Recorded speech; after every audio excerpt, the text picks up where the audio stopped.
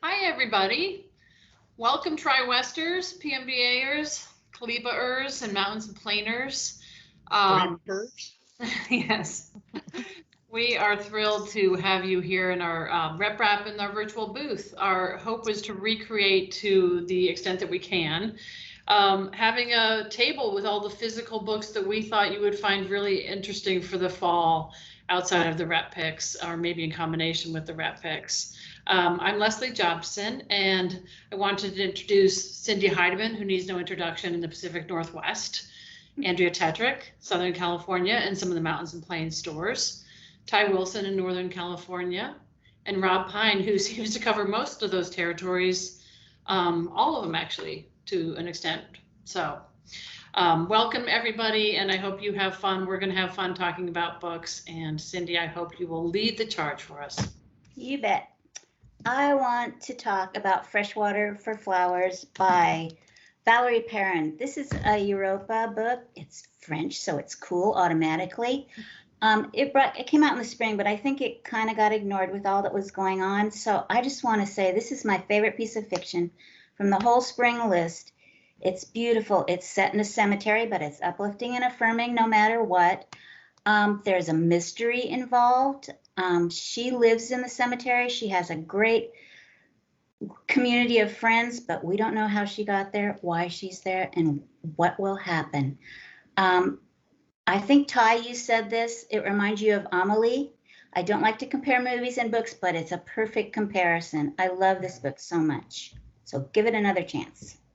Nice. Yeah, that was I don't know what it is, about 400 pages, 500 pages. That thing was, I flew through it.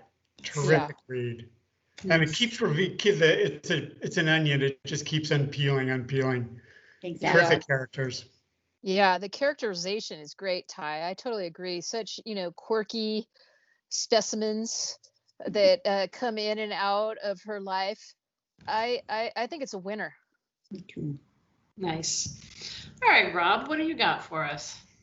The first one I wanted to bring up was Animal Wife by Laura Ehrlich from She Writes Press, which I hope you can see the cover. It's one of the best parts about this book, which is this 50s housewife with this wolf sort of hidden in her, across her face, which is sort of one of those times that the cover perfectly sort of represents what the stories. This is a collection of short stories. They're all female narrators. They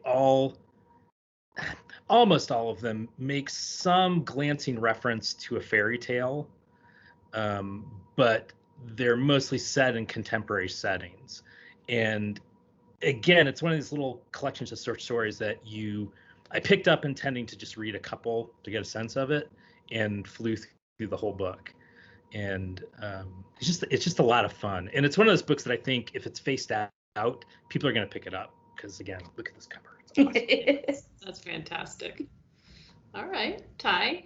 Yeah, I don't have anything to show for this book, and it's an Europa title too. It's called Peace Talks, the second novel by Tim Finch, and it involves this lonely Norwegian diplomat who's holed up in a Austrian hotel in the middle of winter, and he is leading these sort of plotting negotiations between these two warring Middle Eastern factions.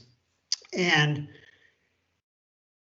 shortly as a reader, you come to realize that he's not narrating the story to you. He's actually talking to his recently deceased wife.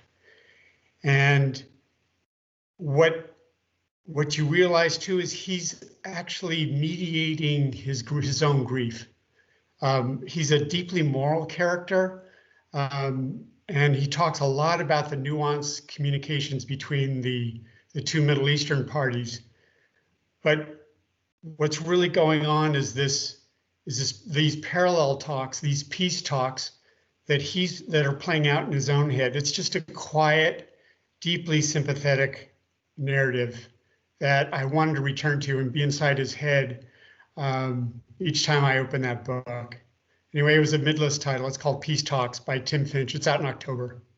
You brought up a good point, Ty, which is that we have an Edelweiss collection created for the rep wrap that we will have in the links here in this virtual booth as well. So for any of the titles that we've talked about, if we aren't able to show you the covers or what have you, it'll be in there. So please dive in. AT. Thanks, Leslie. I wanted to first talk about this lovely volume, First Catch, Study of a Spring Meal. This is by Tom Eagle. It's out on the Grove list, $25 hardcover. It's unjacketed and quite pretty, if you can see. This came out March 10th, 2 days before. Good time. Yeah.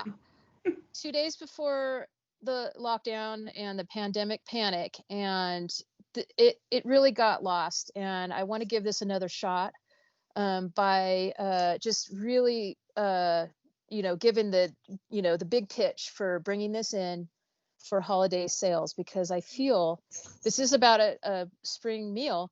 I feel that for the foodie in your customers' lives, they can bring this book back home for a beautiful Christmas gift, anticipating the spring. It's in the UK, where it was first published, it was praised as a return to the forgotten tradition of non-recipe based literary food writing, and it really delivers on that. It's just so wonderful, and it's basically a celebration of cooking through the lens of preparing an entire spring meal. And I'm so glad, sorry, AT, that you brought that. I love this book, and this is a very just wonderfully written book, and I figured you might have read this, Leslie. Yes. Considering you're a great arter for food literature and cookbooks, and I just can't say enough about it. Let me just tell you what B. Wilson says about it for the Times, writing for the Times UK. And B. Wilson, of course, is the author of the wonderful Consider the Fork. She says, a one-off, the kind of food book that I believed was no longer being published. Instead of recipes, the young chef Tom Eagle writes a series of philosophical kitchen reveries on seasoning with salt and fat, on blanching vegetables, or on the or on the slicing and cooking of onions. He writes so well about being in the kitchen, the comforting tick of a knife against board, that when I reached the last page, I went back to the beginning. And that really is, that says it all right there. A great gift title to stock and promote this holiday season. Thank you in advance. Great. Yeah, I think, isn't the extent of the recipe, it's sort of just handwritten, the handwritten dishes themselves, that's it. There are no ingredients except what's described. It reminded me a little bit of Elizabeth David. I know that reference might be a little bit old, but that sort of literary quality. And Nigel Slater. Or MFK Fisher, which is always right. Yeah, it's classic. I totally get the Elizabeth David here, Anyway, it's a winner too. I mean, it's such a gem. It's funny too. That should also be mentioned. He's funny. On that note, Cindy. Oh, I'm next. I picked this, Ellery Queen's Japanese Mystery Stories from Japan's Greatest Detective and Crime Writers. And this is from Tuttle, so it has Japanese cred. It's a reissue, but it's been a long time since it's been out, and I am fascinated by post-war Japan and the writing that came out of it. This really celebrates that, and also the Japanese fascination with detective stories. There are 12 stories. They're all really different. They're all really good. And they're from the years about 1950 through the 70s, I think. Is that right, Rob? You read it too, right? I just dipped into. I didn't read it cover to cover, but yeah, that sounds right. They're older. I mean, they're not. They're older, but it's just fascinating. And considering what's happened with Japanese literature in the last 30 years, I think that this is good to go back to the beginning and see what was going on then, besides Kobo Abe and Tanizaki and all that. I really think this is fun too. Yeah, and it's such a great package. They really just nailed the cover. Come on, that is so cool. I know, and it's a great value. It's a $15.99 hardcover, right? So you throw that out in the street. Yeah. What does that mean? Okay. That's a Steve Martin reference. I'm sorry. It was a good one. Rob, save us. Yeah, thanks. Now I've got Steve Martin in my head, huh? The next one I wanted to bring up was Beneficence by Meredith Hall. It's being published by David Godine. I think it's coming out end of September. This is just heart-rending, but beautiful writing. It's about this family who live on a farm in Maine. The story takes place from the late 1940s and ultimately stretches up in the 60s. And somebody mentioned they hate to compare books to movies earlier. I think Cindy, you said. I have to do it on this one too, just to give you a sense of, imagine the family in It's a Wonderful Life, but then Zuzu gets sick and dies. And what that would do to that family. And that's basically what this book is about. It's they're living kind of, even though it's during the war and it's a struggle on this farm life, their family is everything. And then one of their children accidentally is killed. And the 2/3 of the book is about them struggling through that accident. And the mother especially is just completely devastated and can't even really kind of function. And her, to me, it was sort of a kind of a rumination on how every part of a family has a role to play. And when somebody can't or is no longer there to play that role, everything changes. But the writing is ultimately, I think, it's just beautiful. And I know the way I've described it sounds like it could be a real downer. By the time you get to the end, you just love these people, and they find their way through eventually. I was talking to our rep in the Mid-Atlantic, Eric, about it, and we felt the same way, which is that the subject is sad, but that the writing is so beautiful, and you are just a part of this family and their transition. The quotes are amazing. Richard Russo, Ursula Heggie, Richard Ford. It's a really lovely book, and we're thrilled to have David Godine on the list with us too, and be able to sell his book to them. I just finished it, and I thought it was so beautiful. It reminds me a little of the Larry Watson, Let Him Go. Uh-huh. And I'm really fond of literature of the working class. And this is just a stellar example of that kind of writing. Nice. Yeah, it has for me echoes of Jane Smiley. Rob and I were talking about that earlier. And when you talked about the literature of the middle class, it definitely. 1,000 Acres. More I was like thinking the Jane Hamilton, Map of the World, actually. the whole series, Golden Age, Early Warning, that whole period. That's what it reminds me of, especially the grief, the grief element. But I was going to mention something too. I think, quite a lot of times, especially with Godine, and even though this is set in Maine, people think of it as sometimes being New England. It's not regional. I mean, it's any rural life. I think it resonates as, and the other part is small town life. I think she conveys particularly well too. Well, she'll be doing some virtual events, which is great. I think she's doing 6 to 8 of them in the country, starting in a couple of weeks. We're recording today on August 26th, so I say a couple of weeks, and I mean mid-September. Okay, Ty, what do you got? Now for something completely different, Wild Minds by Reed Mittenbuller is the story of the first 50 years of animation. And it is wild. It's this sort of vivid, anecdote-filled history of, the very early innovators, including Winsor McCay, who animated his his nationally syndicated Little Nemo in Wonderland comic strip in 1911, and how deeply subversive those first animators, those first artists were. That, you know, Felix the cat committed suicide, Betty Boop appeared topless, Popeye Spinach was a stand-in for marijuana. And then it goes up through the Warner Brothers years and Bugs Bunny and their rivalry with Paramount, and then how Disney came in, and right up through Fantasia, essentially.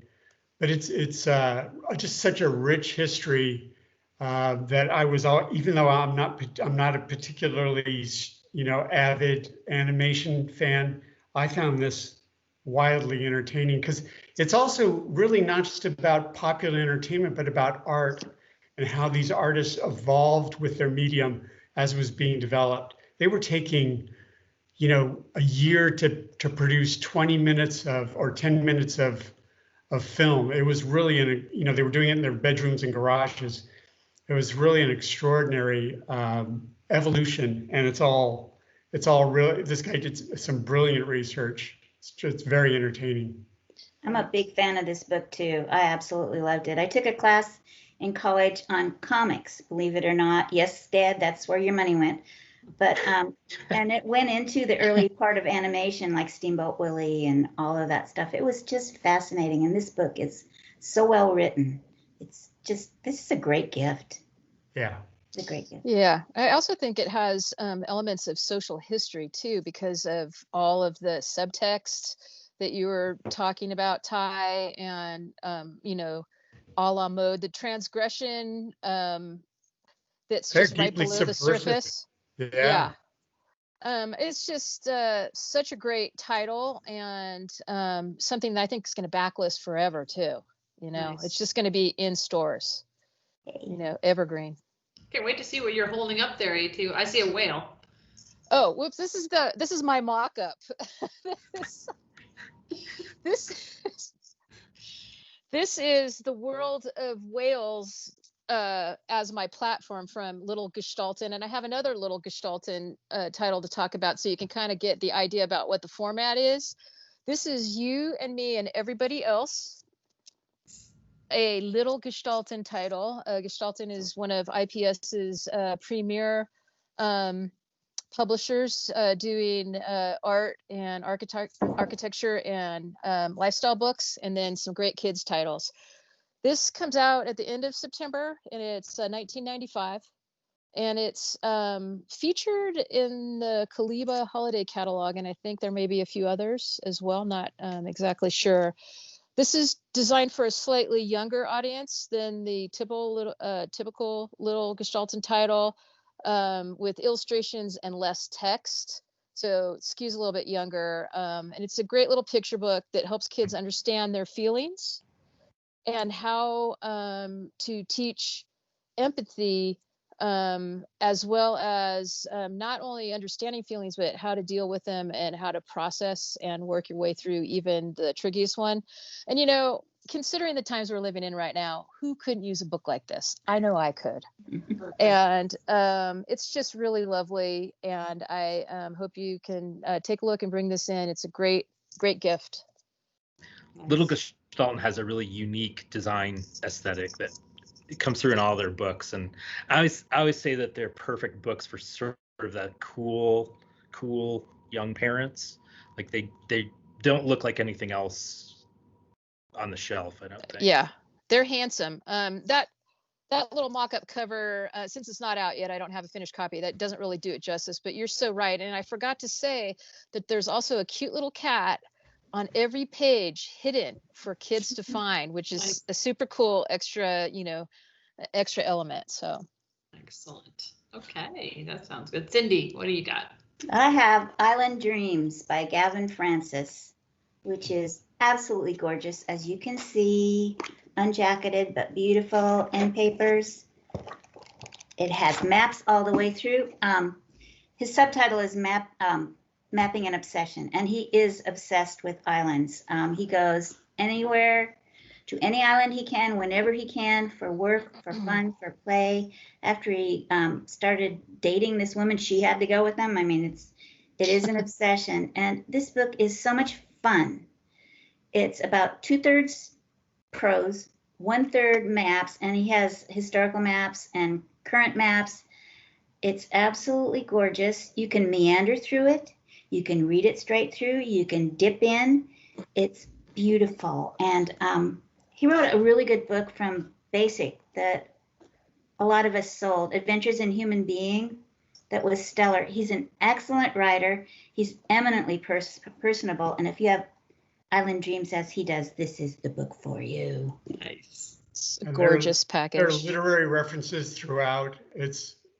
I actually did, when I was reading that, I would read it just before bed. I did one night actually have an island dream. So it works too. It's also magical. Okay. and very British in the best sort of way. I felt like, I don't know if I'm doing that justice, but he is a UK writer, and there's just a certain UK nonfiction style I think of that he And does. he's incredibly intrepid. I mean, he just doesn't go to islands. He goes to the rocks and crags off of islands. Yeah. Right. If it has a name. Yes. Yeah. Amazing guy. All right, Rob, you're up next. Okay. Again, for something a little bit different, The Unified Theory of Cats on the Internet by E.J. White. It's from Stanford University Press. I have to admit, I've only was able to get, I have a 50-page sample. I haven't been able to read the whole thing yet, although it has just shipped, so it's out now mid-August. But it's a kind of a timeless book. But the reason I wanted to talk about it, it's a book that can easily get skipped over, but which I think has some really important things to say. So what it is about is he's using cats as kind of a theme to explain how culture affects the internet and how the internet has then kind of turned around and affected culture. But he's also talking about how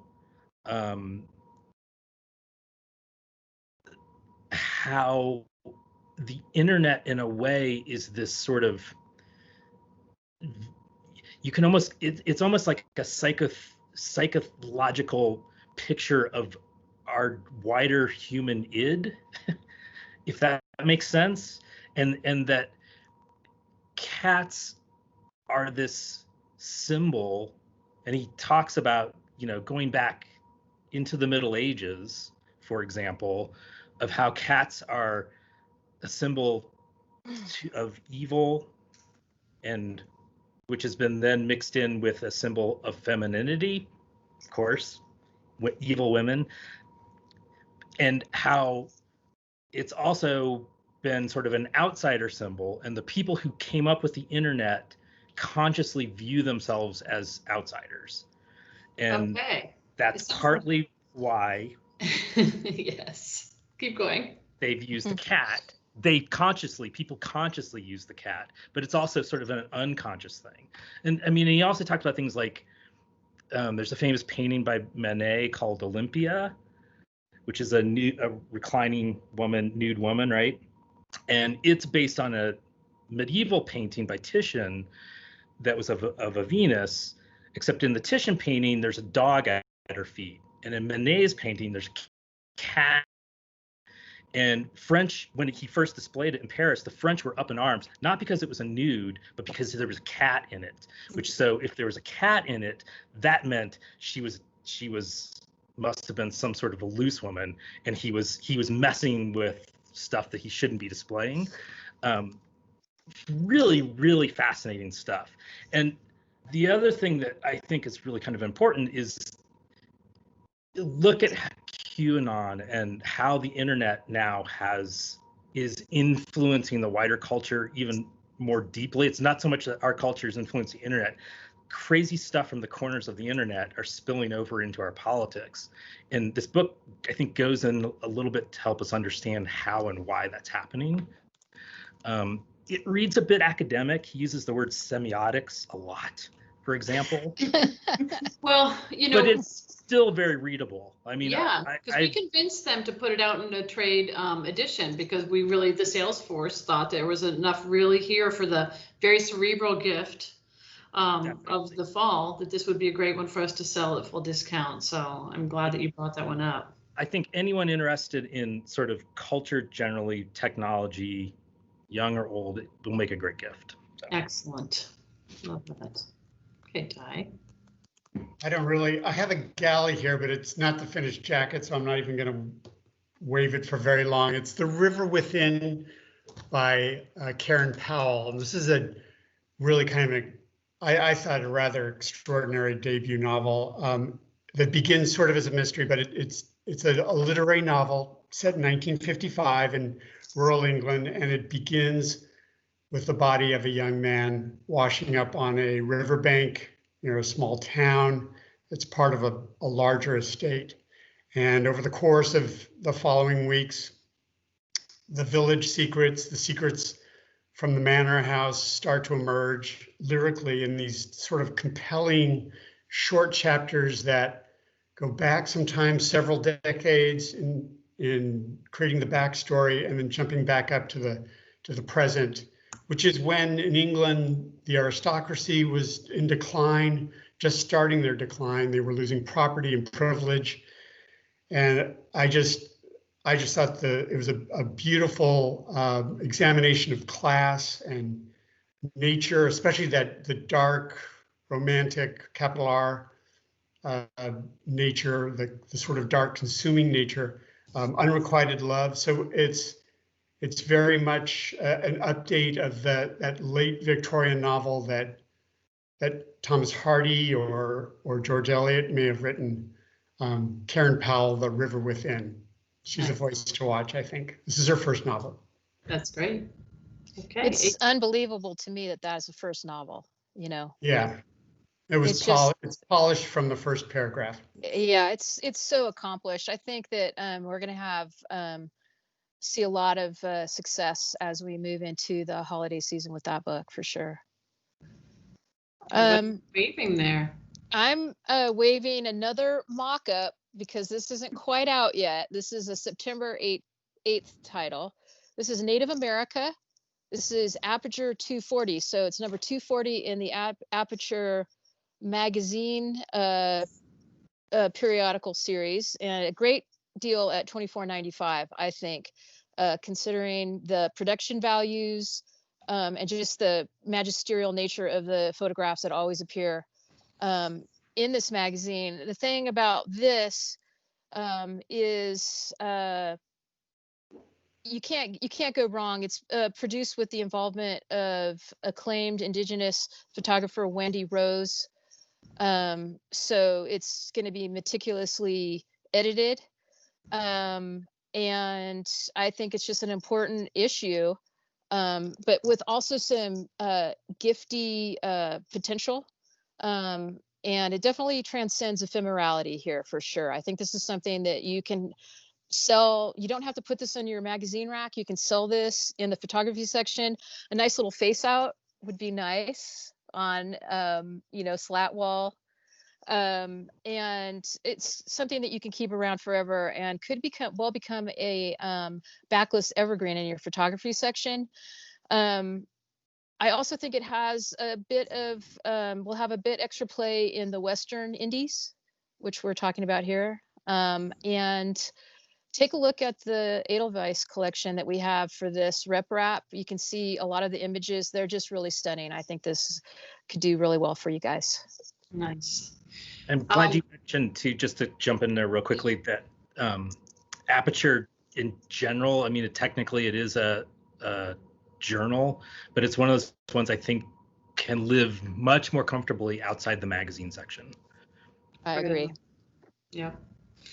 Well, I think we're almost at about 40 minutes right now. I don't know if there was anything that we wanted to give real quick shout out that they really want their booksellers out there to know about. Do you want to, Cindy, what do you got? Let me fast.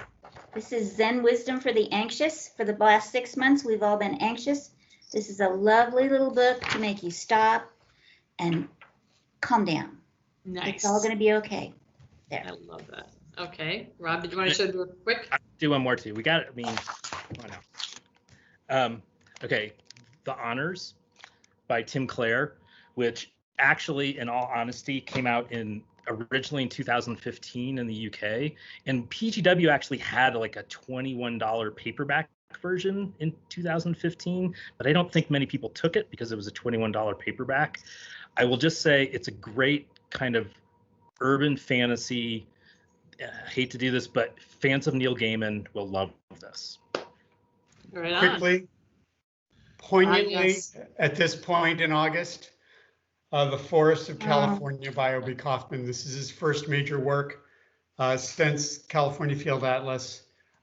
640 pages, illustrations on every page. Hoard it. Yes, totally. AT, do you have a quick one you want to bring up? I do. This is Escapes from Unnamed Press. It's by Daniel Tennard. Trade paperback, $17. This is a smart, funny little love story that's set in in Latin America around a competitive Scrabble society playing for money and their lives. There is a mystery attached. It's also there's also a crime syndicate affiliated with the game called the Scrafia, who figures largely here. And it's a great framed story a la, let's see, who would that be? Hawthorne's Rappaccini's Daughter, basically, where the so-called author, finds a manuscript and presents it to you. So that's how this is framed. It's really clever. And there's a Scrabble game and a board to open every chapter. It's really a delight. Nice.